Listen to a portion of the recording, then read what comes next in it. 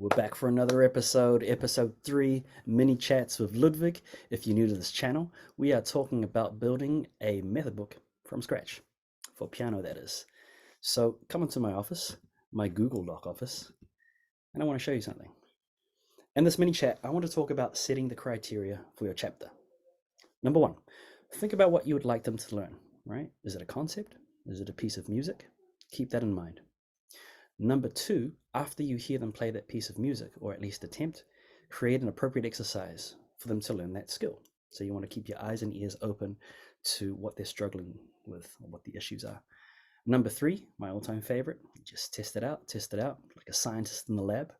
And then number 4, you can adjust those exercises that you're going to create accordingly. All right, so that's my 4-step approach. So let's actually take a piece of music. Let's say you want to teach them Twinkle, Twinkle, Little Star, and they already know where middle C is, all right? Can you guess what the first issue is going to be if you teach them Twinkle, Twinkle, Little Star? Boom, exactly. They can't recognize the fifth. So they have the C. We should put a little line through you because you're in the middle. And they're going to try and jump to this note up here, but they're going to strike a problem. They might strike an E, an F, an A. They might get the G.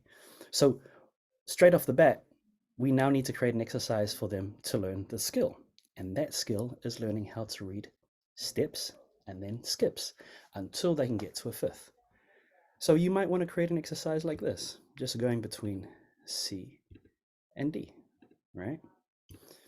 And then what you'd like to do is take this opportunity to teach them about steps and show them that, well, if you're working from C to D, that is going up a step and it's known as a second. All right. And so just get a whole collection of C's and D's, maybe 6 of them, have them practice and recognize the second. How about a third? Challenge them for a third. All right.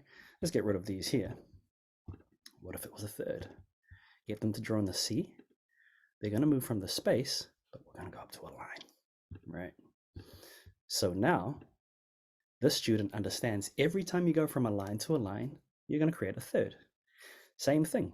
Get them drawing out the thirds, get them also playing it, right? And then you do this exercise all the way until you get to a fifth, right? So here's the big thing. They've got the C, they've got the G. Have them count the steps in between, and then also tell you what it looks like. What do you see?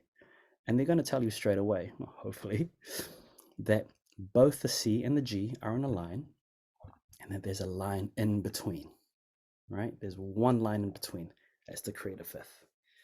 So this would be my suggestion. Now you've created some exercises for them to recognize the different intervals, seconds, third, fourth, and fifth. Once you've practiced doing that there, then you can start returning to the piece of music, Twinkle, Twinkle, Little Star. But my biggest suggestion as well is get them to draw as quickly as possible, right? So instead of just finding it on the notation and playing it, get them to write it in. Because as I've said before, it's so powerful, the act of actually doing, right? But start from middle C first so that they can recognize all these intervals as middle C as your base, all right? So those are 4 steps that you can try out when you want to set criteria for your own method book, for your chapters. Happy experimenting, happy exploring. We'll see you again next week for episode 4. Cheers, guys.